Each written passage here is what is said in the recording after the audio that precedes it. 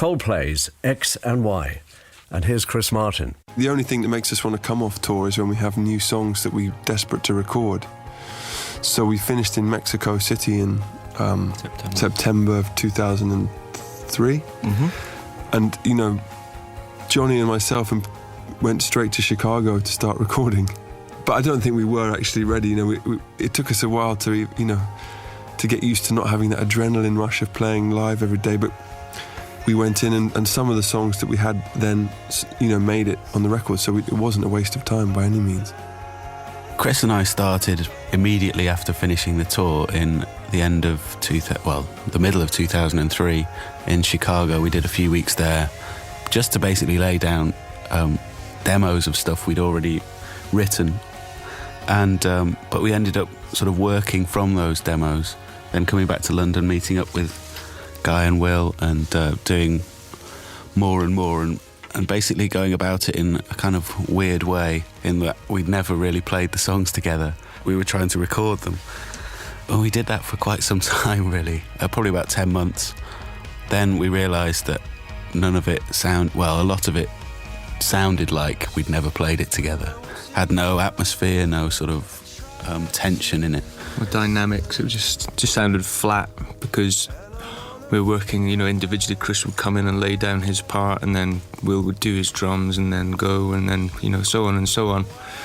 And it came to a point where we realised we weren't really working as a band anymore, and it could have been just session musicians going in there, and so what we had to do is really find ourselves again as a band, and remember what it was like to just be in, you know, Johnny's bedroom with a few guitars and amps, and just really go back to basics. And then that's when things started to really happen. The album was an amazing hit worldwide. It was the biggest selling album worldwide in 2005, with accumulated sales of 8.3 million units, as they say in the beginning, and went on to sell an awful lot more too.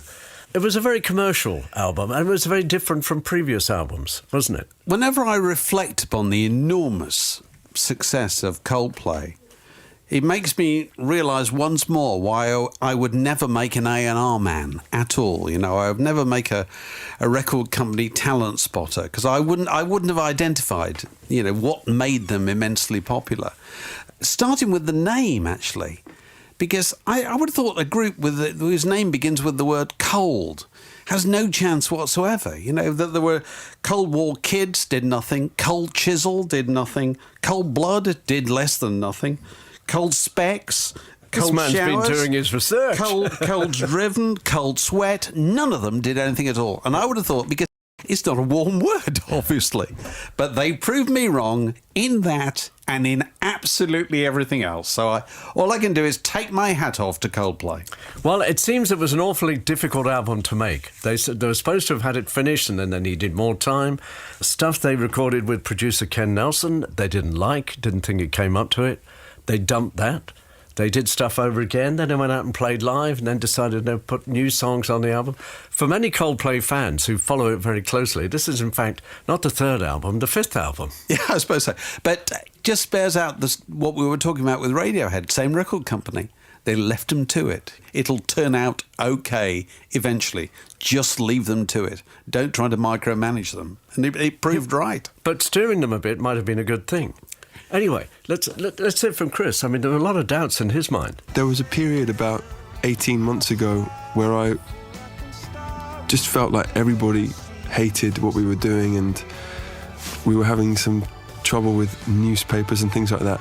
And I just thought, God, I wonder if we should maybe stop singing about the way we feel about things, stop singing emotional songs, and, you know, maybe start writing about characters or ironic stuff, you know, things like that, or heavily political, you know.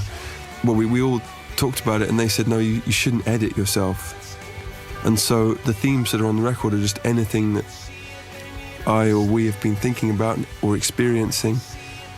I'd say the strong themes are love and loss and death and excitement and fascination with things we don't understand and are either terrified by or inspired by. And here's bass player and drummer Will and Guy. There's a kind of 3 songs, I think, that were the bedrock, of the kind of foundation of the record, around, the anchor, which everything else happened, and this was one of them, and Fix You and What If were the other 2, I think. But it was the kind of one of those songs that just, when Chris first played it to us, it was like one of those situations where you think you've heard it 1,000 times before, because it sticks in your head. So this one was quite early on, and was probably the only one actually to never be off the record.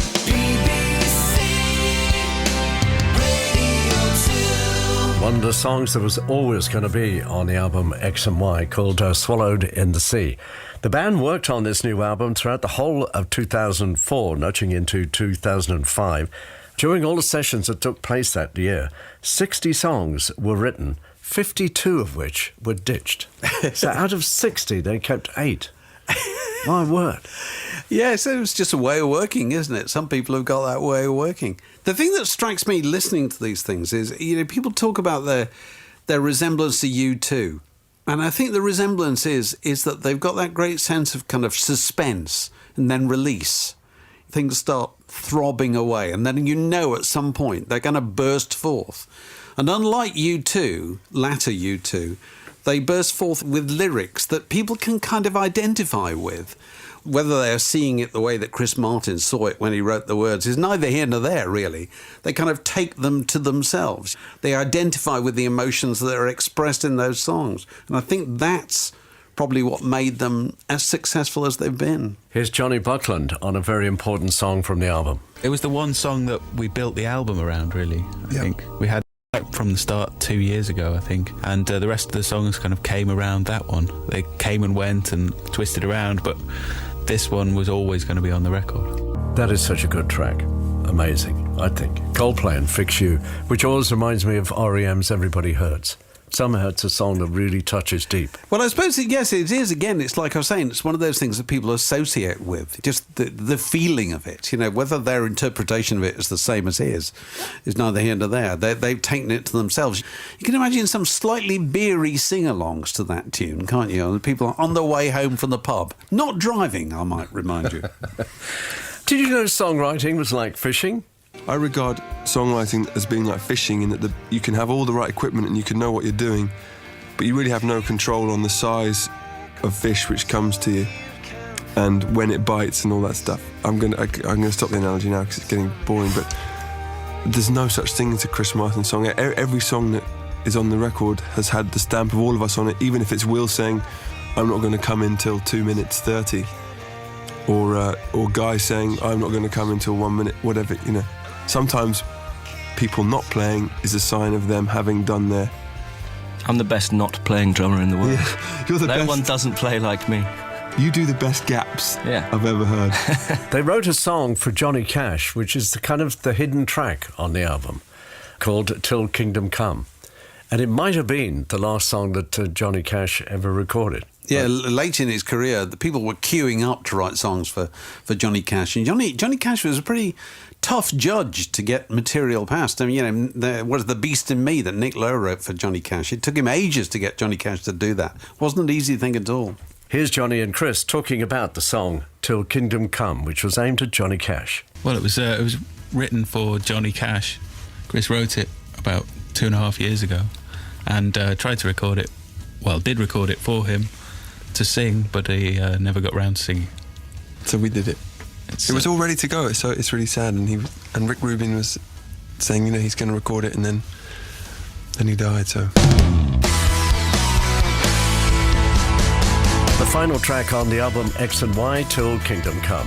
And that's it for this edition of Long Players. Thanks to David Hepworth.